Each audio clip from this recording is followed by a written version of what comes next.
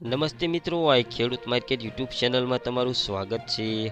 મિત્રો, રાજ્યમાં છેલ્લા 3 દિવસથી ઠંડીનો સમકારો અનુભવાઈ રહ્યો છે, પરંતુ એક સાયક્લોનિક સર્ક્યુલેશન સક્રિય થયું છે, જેના કારણે રાજ્યમાં વાદળછાયું વાતાવરણ જોવા મળી રહ્યું છે અને આગામી 3 દિવસ વાદળછાયું વાતાવરણ રહેશે। સાથે જ કમોસમી વરસાદની પણ શક્યતાઓ છે, જ્યારે ઠંડીનું જોર ઘટી જશે। હવામાન વિભાગ દ્વારા આગાહી કરવામાં આવી છે કે સાયક્લોનિક સર્ક્યુલેશનની અસરના કારણે ગુજરાતના અમુક વિસ્તારોમાં વાદળછાયું વાતાવરણ રહેશે અને 8 થી 9 તારીખે સામાન્ય વરસાદની શક્યતા છે।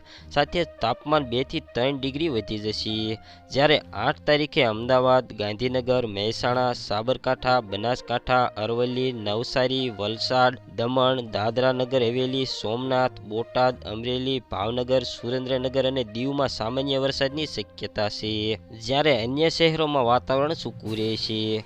તો 9 તારીખે અમદાવાદ, ગાંધીનગર, સાબરકાંઠા, અરવલ્લી, ડાંગ, તાપી, નવસારી, વલસાડ, દમણ, દાદરા નગર હવેલી, સુરેન્દ્રનગર અને બોટાદમાં સામાન્ય વરસાદની શક્યતા છે। અન્ય શહેરોમાં વાતાવરણ સૂકું રહેશે।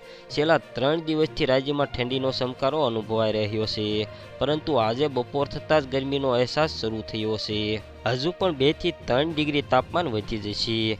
આજે અમદાવાદનું લઘુત્તમ તાપમાન 14 ડિગ્રી નોંધાયું છે, જે સામાન્ય કરતાં 1 ડિગ્રી વધુ છે।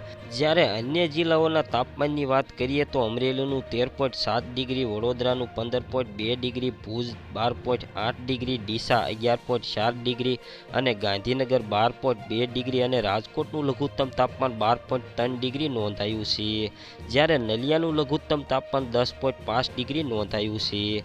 જોકે સામાન્ય કરતાં 1 થી 3 ડિગ્રી તાપમાન વધુ નોંધાઈ રહ્યું છે। મિત્રો, વિડીયો પસંદ આવ્યો હોય તો વિડીયોને લાઇક કરો, શેર કરો અને હજી સુધી આ ખેડૂત માર્કેટ ચેનલને સબસ્ક્રાઇબ ન કરી હોય તો કરી લો, જેથી નવા વિડીયો તમારા સુધી પહોંચતા રહે।